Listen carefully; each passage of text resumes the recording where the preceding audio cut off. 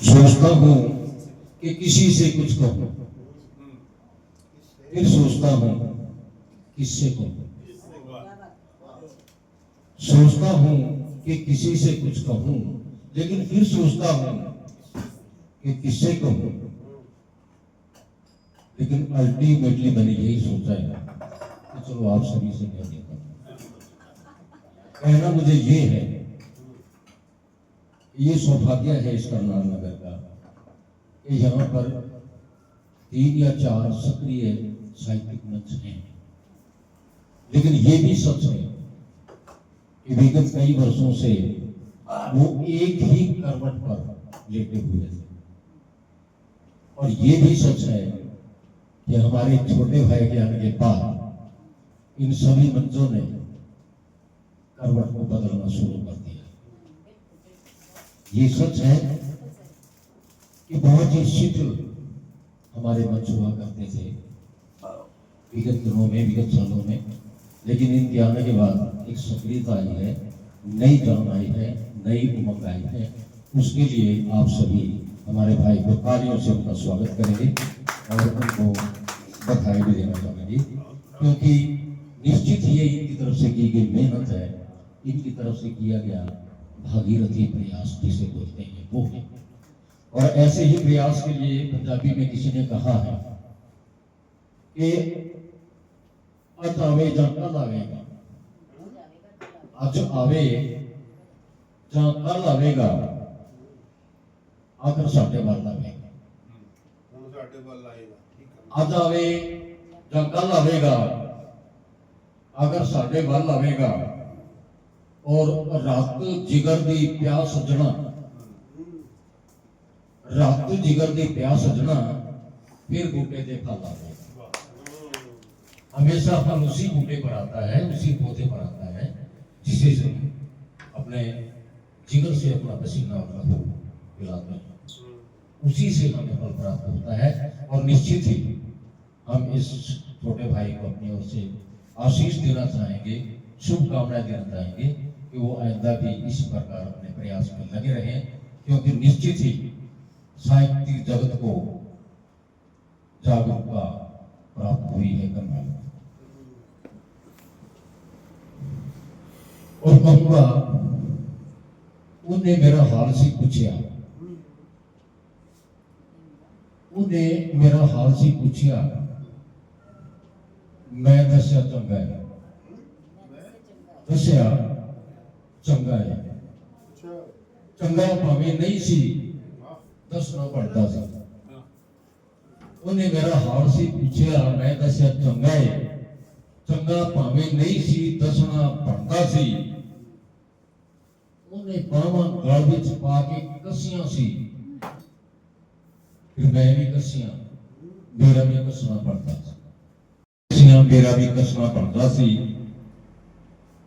और प्रोग्राम के शुरू में रामेश्वर भाई ने ऑस्ट्रेलिया के बारे में बात की, क्योंकि पिछले दिनों मुझे एक अवसर मिला था बच्चों के पास जाने का, और थोड़े दिन मैंने वहां पे बिताए। बात चली थी संस्मरण की। निश्चित ही मेरे पास संस्मरण है कि वहां मेरे घर से 1-1.5 किलोमीटर कोई 8-10 लोग सुबह के समय बैठते थे और इसी प्रकार की डिस्कशन और शायरी वो एक दूसरे को शेयर किया करते थे। उनमें एक पाकिस्तान के सज्जन भी थे, बुजुर्ग थे, और बहुत ही सुंदर छवि थी उनकी, बहुत ही अच्छा बोलने वाले थे। तो उन्होंने जब एक अपना कलाम सुनाया तो उस कलाम में एक शब्द आया था, खसारा। उस दिन के बाद मैंने शब्द यरुणा भाई जी की रचना में सुना है, खसारा। तो उन्होंने अपना कलाम सुनाने के बाद ये पूछा, जितने भी हम लोग बैठे थे, कि आप समझते हैं खसारा क्या होता है?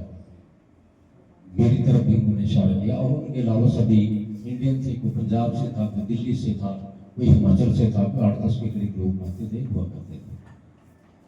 उन्होंने मेरे से पूछा, आप बताएं। मैंने कहा, जी मैं अपने किसी कलाम में बताता हूँ इसके बारे में, खसारा क्या होता है।